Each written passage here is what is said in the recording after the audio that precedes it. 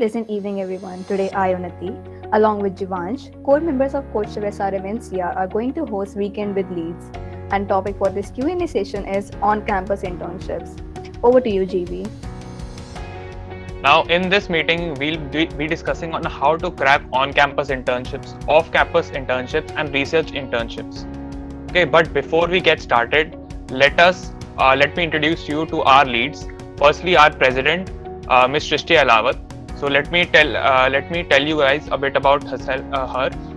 So firstly, she is an AIML intern at Hands-On. She has been a research intern at Monash University, Australia. She has been a project intern at the University of Queensland, Australia. She has bagged an on-campus internship at Pfizer. And presently, she's an incoming software development engineer intern at Amazon. And very soon, she's going to Canada for her MyTax Global Link research internship at McGill University. Coming on to our media outreach lead, Ms. Darpan Khanna. She has an experience as a research intern at University of Utrecht, has grabbed an on-campus internship at Optum, also an incoming intern at MyTax 2022. And finally, our competitive programming lead, Mr. Rohan Pradhan. He has been an Android development intern at Quiff. He has been a research and development intern at DRDO India. He is an upcoming software development intern at Fidelity Investments. This is an internship opportunity he has grabbed on campus. And he's also an upcoming MyTax Global Link research intern at McEwan University. So leads, greetings to you from my side. And now we'll formally commence today's session on how to grab on-campus internships. And firstly, we'll be discussing all the questions we have received from our audience about on-campus internships. Then we'll move on to the questions about off-campus internship, research internship, and roadmaps. Okay, so the first question we have is that in which year do we get eligible for on-campus internships, and what is the eligibility criteria academic-wise for the same? So basically, after your third year, you will be getting companies will be coming to our college in the first semester, I guess, third year, first semester. That is your fifth semester. So that's when all the companies will be visiting our campus. There are not much companies visiting our campus. I would say there are like 10 to 20 companies that visit our campus for internships. And their criteria basically is, I guess, minimum criteria is 70 percentage or 7 CGPA. 75 to 80%. 75. Probably. Yeah, 75 to 80% is their criteria for which you can give the exam. After that, they evaluate according to your exam. Alright, so moving on to next question. What type of companies approach the campus to offer interns? There are various companies, but mostly I would say they are fintech companies which deal with finance and technology. Other than that, I think software companies are visiting a campus, but most of the companies I have seen, they are fintech.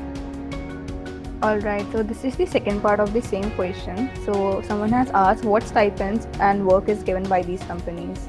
But it varies from company to company. Yeah. Every company gives different kind of stipends for like per month. So nothing's like fixed.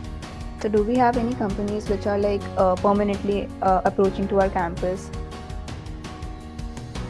Every year the companies change. It's not constant that the company will come every year. But still, I guess the highest stipend I saw was 90,000 per month. That was from Wells Fargo.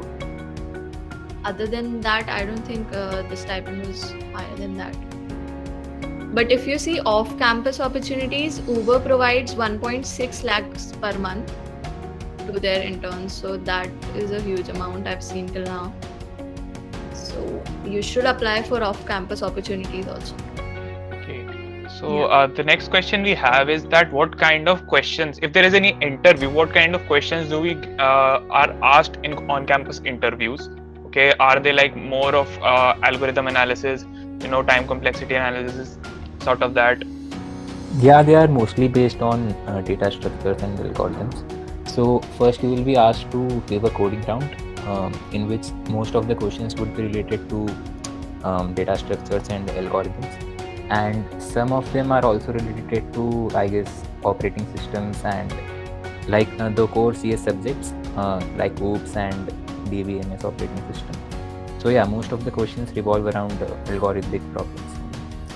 And like you should prepare for everything. You should be good with your CS fundamentals. You should be good with DSA.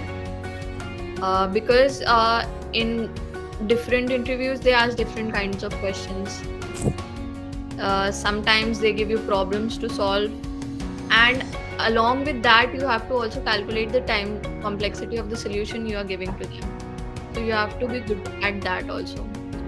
Personally, in my Pfizer interview, I was asked about software development cycle and OOPS, some of the OOPS concepts like what is objective programming, what all are the parts of it. I was asked about all of it. And in my Wells Fargo interview, I was asked about some recursion questions and some questions based on arrays, I guess. And that was in my managerial round. So don't be too chill if you have your HR round. It may convert into a technical round. Okay. So coming on to the next question, it is do's and don'ts while applying for on-campus internships. The procedure is very straightforward.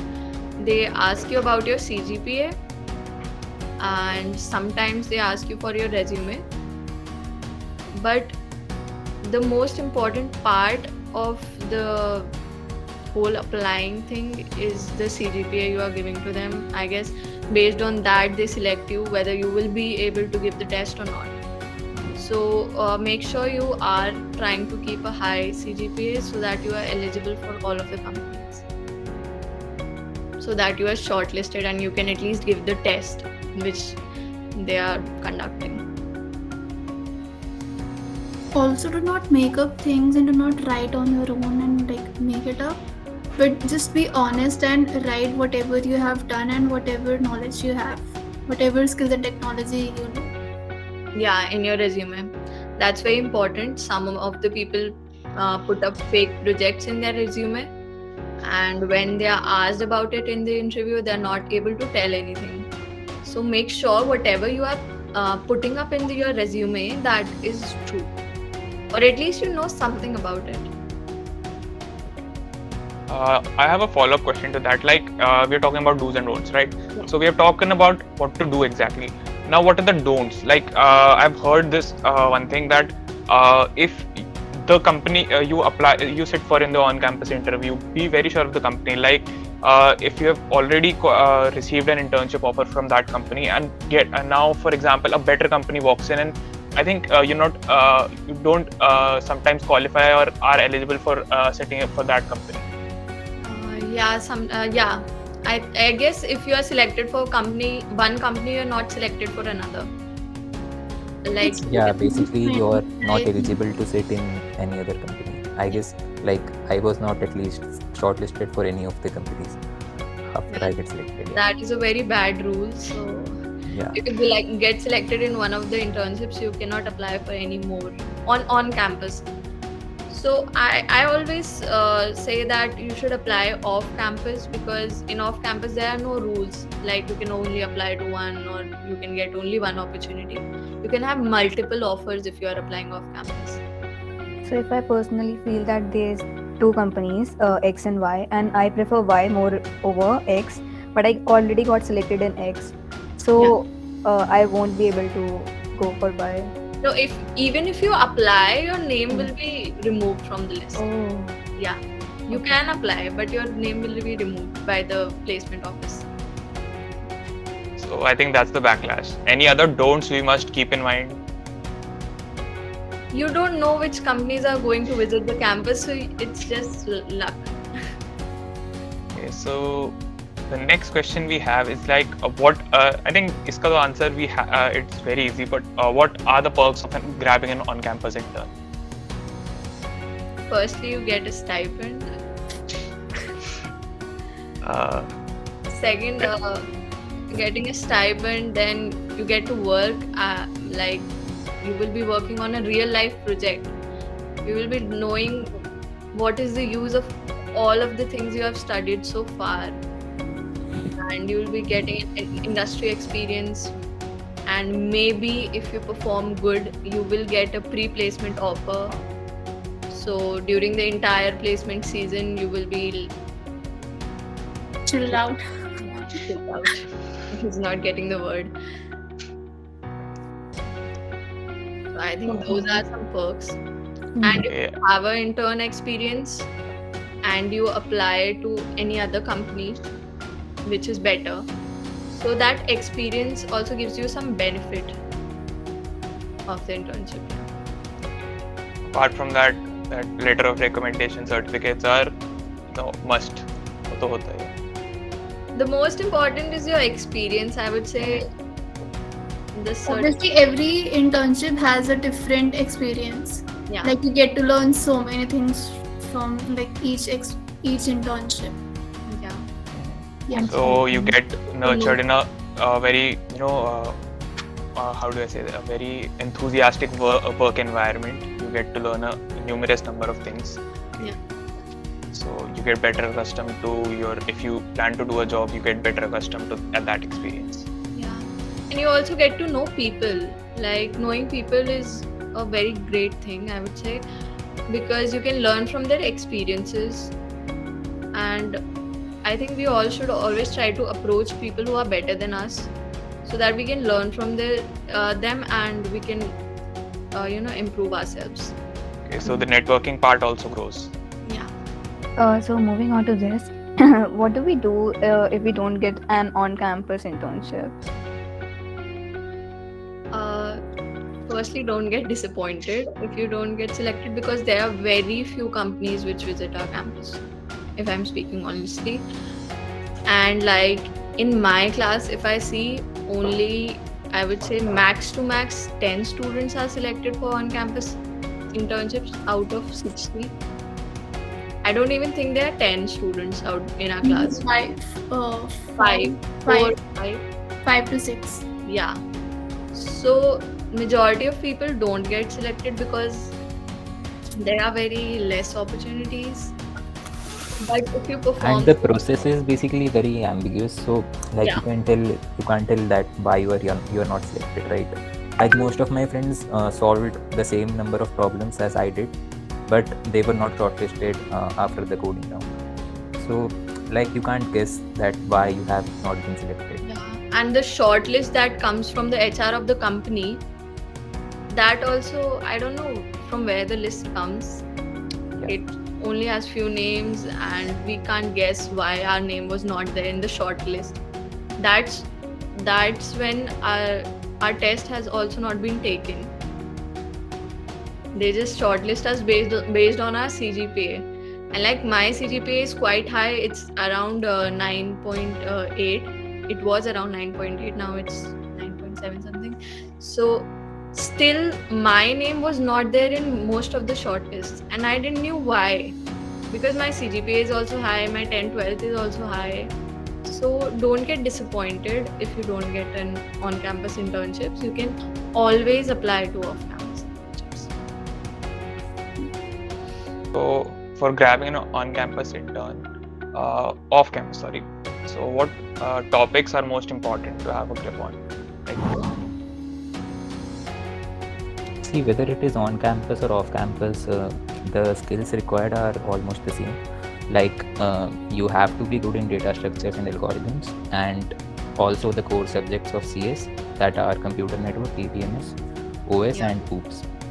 And specifically for off campus, you should have a good resume. Like you should have good projects so that you get shortlisted, or at least you should have some good achievements in your resume that makes you better than the other people. that's not a big problem in on-campus, but you might need that in off-campus because everyone is applying all over India, right? So, and the rest of the process is almost the same. You just need to be good in these three things. In off-campus, I would say LinkedIn is a really, really helpful platform. So make sure you are updating your profile, and whenever you see a like job opening in any of your favorite companies, try to reach out to people of that company for referrals. Like you can ask them that hey, I am so and so, this is my resume, I have done this till now, and I'm really interested in this. Like, mention everything about yourself in that one message, because they don't have time to ask you for things. Like, mention provide your resume to them, mention the job ID which you are referring to, and tell them about yourself. Give your phone number, give your mail ID in that one message, and don't never ping them again and again. And through referrals, you may get a test link. Like, the chances are increased if you are applying through a referral. And if you are applying like normal people, you are applying through that form, then your application just gets lost, because there are hundreds, thousands of applications which these companies get. So try to reach out to people in that company on LinkedIn. Connect, send them a connection request. You can send them a short note along with your connection request, and then you can tell them about yourself in that message. I think this is a really, really tip, I would say, because it has helped me a lot in getting the test links. Earlier, I didn't used to get any test links of I applied to Microsoft, but I didn't even get the test link, because I guess because of our college or something. But now I have started applying through referrals, and so I generally get the test link, and I generally get the reference. But it depends on your resume also. Maybe if your resume is not good, so you might not get the referral. Try to have a good resume and try to send a really informative message, I would say. So here even our LinkedIn profile plays a good role, right? Yeah. You have to maintain a good LinkedIn profile. Okay. So are there any mistakes did you make while applying for internships? Yeah, my mistake was that I was applying directly and not through a referral. That was what I feel was a mistake. And one mistake is people generally don't give the job ID or the job posting link along with the message. So you have to provide them with that, and also your resume should also be present in the message. Like, it should be attached with the message, because if the person doesn't find that in a single message, he might not even reply back to you. So that is a big issue. So yeah, it's very important. So like, try to form a good message.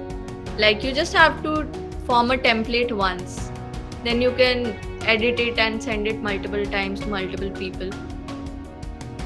Like, I applied for Uber and I got some 2 to 3 people agreeing that they would refer me, because I formulated a good message. So try to formulate a good message so that they can read it at once and they can refer you with that. And yeah, keep texting multiple people, because it's not that only one people and you just message to someone and he would refer you straight back. Yeah, I texted multiple people about the same thing. I personally contacted around 25 to 30 people, and only one of them gave me a referral for the Uber. So one question we had, and I think that this is covered, but still, if you have any other thoughts, like how did you get to know about intern offers from companies like Facebook, Adobe, Amazon, such companies like that. So LinkedIn, obviously. Other than that, anything? YouTube is Okay. I personally follow some Telegram groups. They are very good. Like they keep posting about any opportunities. So yeah, you can follow them as well. yeah. I scroll LinkedIn like I scroll Instagram, so you can try that in my free time. I just scroll through LinkedIn so I get to know about opportunity. And I guess it is a really very helpful platform. Obviously, like you use Instagram in your leisure time, so make full use of LinkedIn as well as much you use Instagram. Yeah. Try to form good connections. Absolutely. Yeah. Connections play a very heavy role on what you are going to see on that. Okay, so one question we have in the chat box is that how do you get a research intern? Basically, what's the protocol? Okay, so there are many programs you can find on Google. Apart from that, you can personally work with some universities, and that for that you have to mail the professors. You have to personally mail the professors and ask if they have any vacancy for internship. And if they reply to you, so you can start with a further process. So that's how it works. Yeah. You can try cold emailing, you can apply to various programs, like you can apply to MyTax when you come in your third year, when you come in your third year. So that's all. Okay, a follow-up question to that, like what do you think is the acceptance rate when you apply for a research intern? Like, for how many professors do you get? Did you mail to, and how many of them replied back, like for a rejection, try next time, and yeah, you have been accepted, or for an interview? Well, it totally depends on your profile. How good is your profile? If you're not able to exhibit yourself in your CV, no professor will revert back to your mail.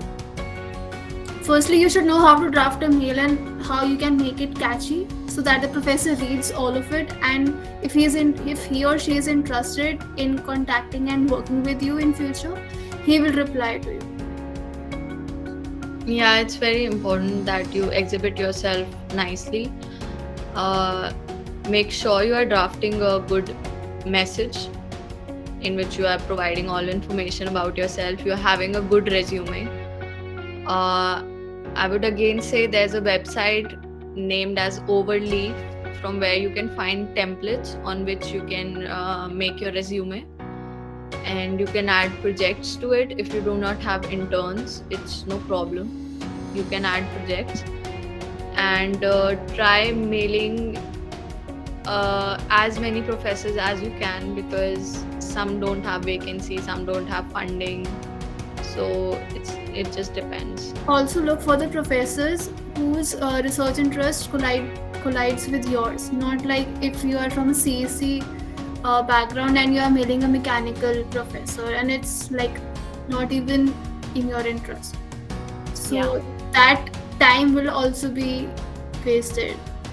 So like work smartly.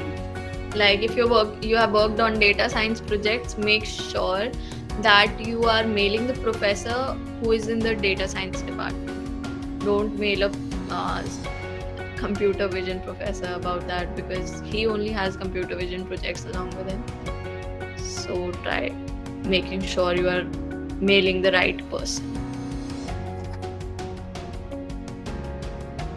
Okay, so there's a question. What are the things that we need to have a good resume? Or can you give few examples, or what is in your CV for off-campus intern?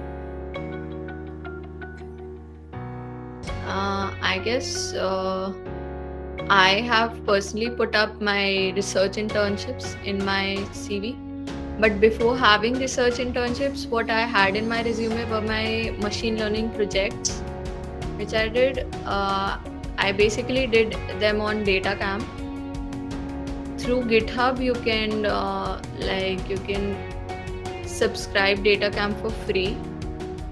GitHub Student Developer Pack.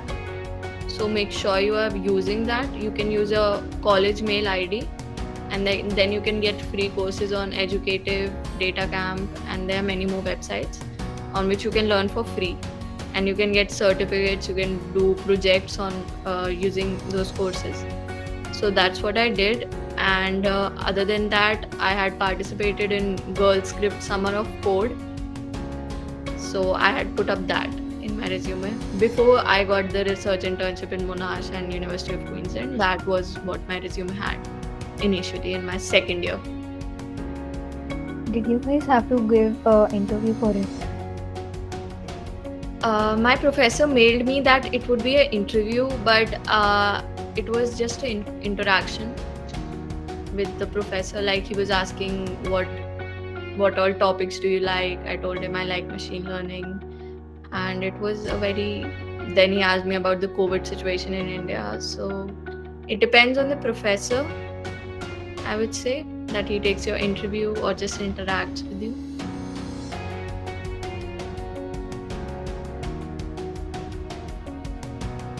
One another question is that do companies ask about the new tech which is which is trending, like NFTs or blockchain, and how important is it to learn about new technologies? Yeah, like NFT, blockchain, Bitcoin, Ethereum, so things like that.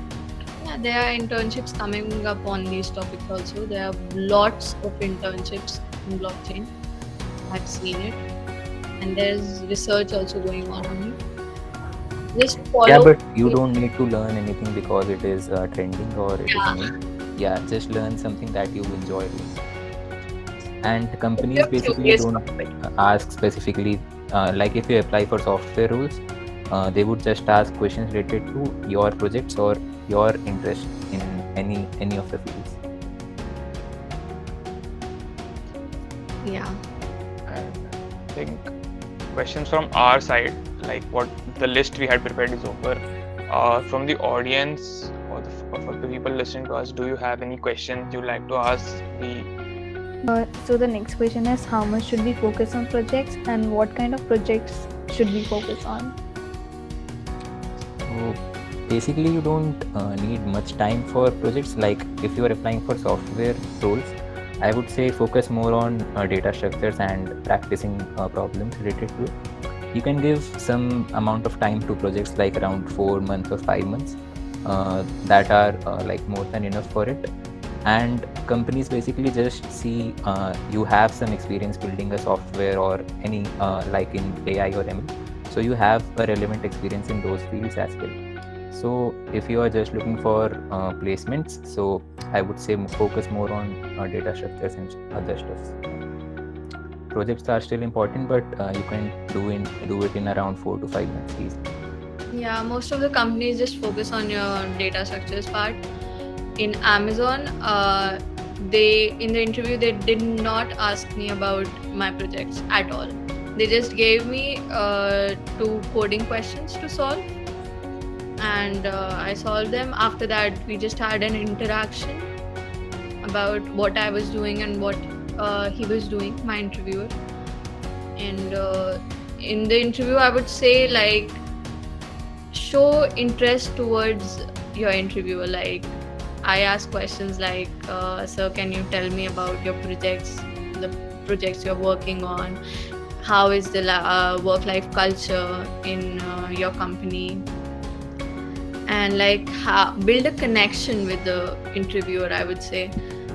I generally do that, and I've seen most people ignoring the last question of the interviewer. When they ask, like, if you have any questions, they say, no, I don't have any questions.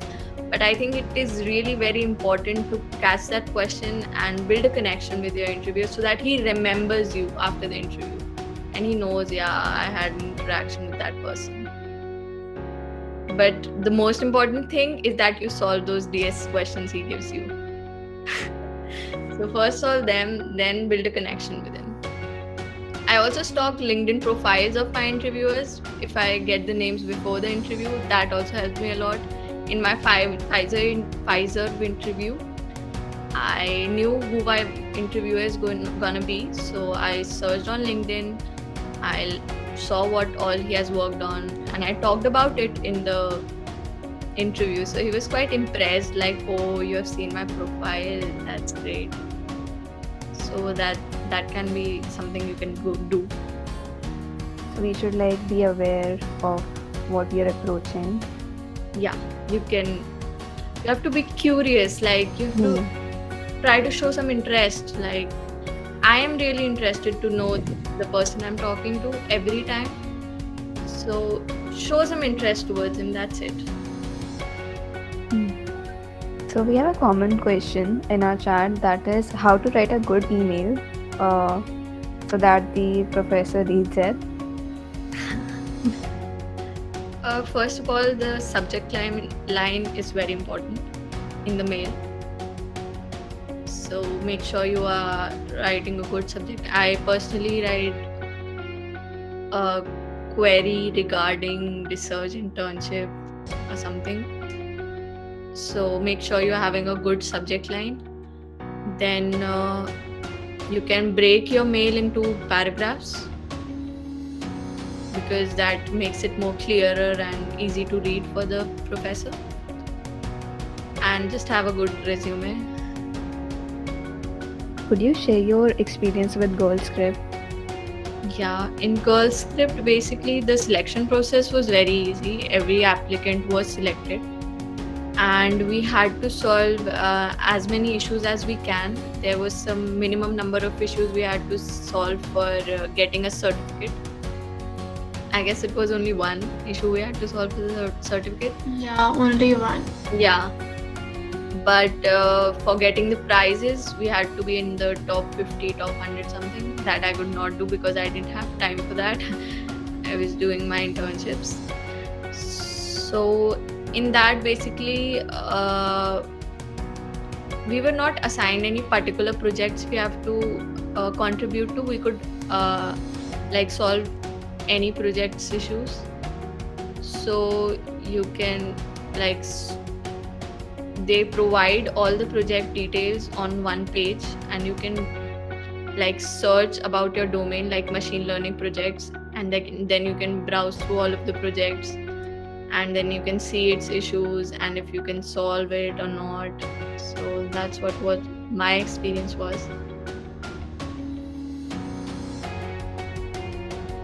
And you don't need to be an expert to solve a GitHub issue. Like you can solve basic issues like documentation issues, or like if you know Python, you can fix a bug in Python.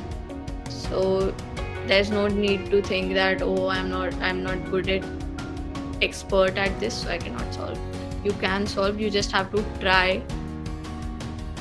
That's it. So two nice questions I have here is, first is that if you tell, or if you yourself tell in an interview that you're a 4 or 5 star coder at Codechef or HackerRank or any other platform, that are you subjecting yourself to difficult or intensive questions than the others?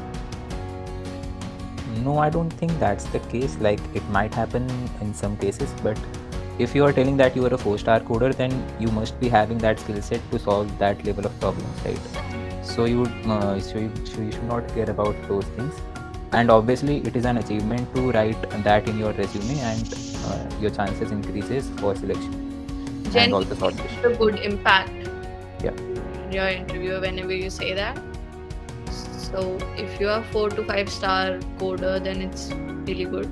Yeah, like you could mention it in your resume, or while asking for referrals, you could mention it that I am a 4-star coder or 5-star. So one question is that, is it essential to learn Python and core Java and others in addition to C++, DSA on C++ and dev projects for getting a good college placement? Don't focus on multiple languages, I would say. Just select one and master it, and learn data structures in that language only. You can learn other languages as well, but make sure you have mastery in at least one language. And the next question was C++ development projects. So it is not necessary that the language you use for DSA, you will be using that for your projects as well. Like let's say you are using C++ for DSA, so almost no development field requires C++ specifically. If you go for Android, you need Kotlin. For web development, you need HTML, CSS, JavaScript. AI/ML, you can use Python. So yeah, if you choose Python for your DSC, then that would be a plus point. So two questions are that what are the types of domains in internships? This is one question, and another is that because of the recent situation of COVID, okay, what could you do in the coding field to make yourself more productive? The domains question, I would say that all domains are having internships. Like there are internships in blockchain, AI, ML, software development.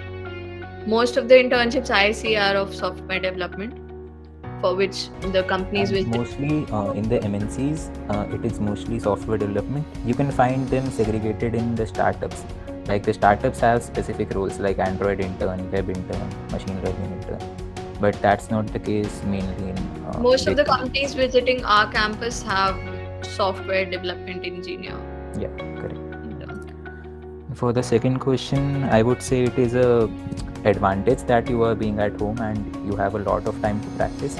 Like personally, I did a lot of my coding journey being at home only, and yeah, it's a great thing that you have the whole day to just code, and like you don't have to waste a lot of time in the classes that you're not interested. And yeah, I guess. Yeah, exactly. You have the time to study whatever you like, and you don't have to compulsorily sit in the classes. So I guess you all should focus on whichever domain you are liking, and you should give more time to it, because this is the best time, I would say, to learn things, new things.